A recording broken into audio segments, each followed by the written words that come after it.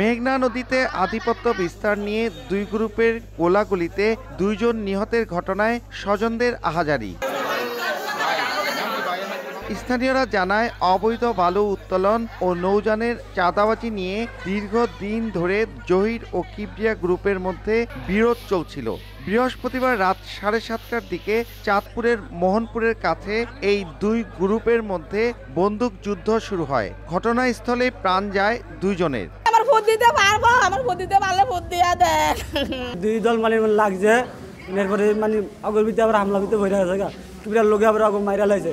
সংঘর্ষে আহত একজনকে পাঠানো হয়েছে ঢাকা মেডিকেল কলেজ হাসপাতালে। যে 2 জন মারা গেছে তাদের একজনের বুকের ডান পাশে আর একজনের বুকের বাম পাশে ইনজুরি ছিল। পুলিশ বলছে অপরাধীদের গ্রেপ্তার ও অস্ত্র উদ্ধারের চেষ্টা চলছে।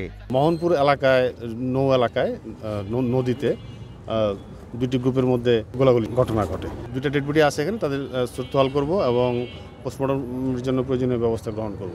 নিহত রাসেলের বাড়ি মুন্সিগঞ্জ সদর উপজেলার ভাসানচর আর রিফাতের বাড়ি চাঁদপুরের মতলবে।